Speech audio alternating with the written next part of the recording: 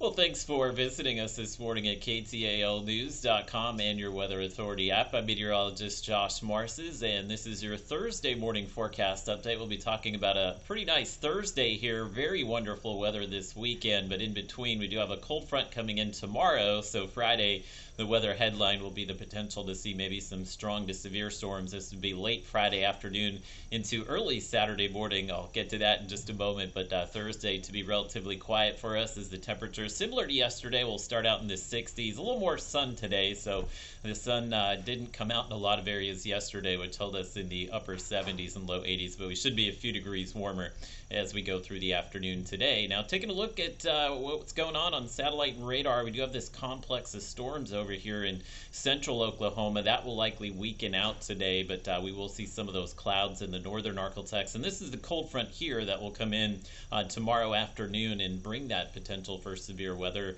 to the northern Arklatex, and then the rest of us kind of late Friday night, early Saturday morning. And should be a nice day today. Again, we'll start out in the 60s. There's just a light north breeze out there, so that's going to keep our humidity running much lower today, so you won't feel the kind of heavy air that we had earlier this week, and your temperatures will come in the mid 80s today, which is about average where we should be in mid-May. So the setup for us tomorrow, again, this is Friday afternoon into Friday night. Storm Prediction Center does have that level 2 slight risk outlook for much of Texas, Oklahoma, and Arkansas, basically as far south as Shreveport. So the storms that come in tomorrow afternoon, this is when the temperatures will be the warmest in these areas, so the storms will really feed off of that warm air. And we're looking at maybe some damaging wind gusts, kind of a lower threat for hail, and it's a super low threat for tornadoes. Again, that threat's never zero, but we don't have much low-level wind here tomorrow, which will tend to limit any storms that can kind of get rooted at the surface or become tornadic. But this will mainly be a wind and hail threat for us, and the storm should dissipate late Friday night as they push out of the region. So the severe weather threat a little lower in the green area, that level 1 marginal risk, which is down towards Mansfield, Natchitoches, as well as center Texas. So going through time here, Robin's Toyota Futurecast does pick up on some of those clouds. I left that 10% chance of rain in case we do see some of these just rogue rain showers pop up this afternoon, but likely most of us dry through the day again today. For your Friday, we'll be dry for most of the day here, but here comes the front.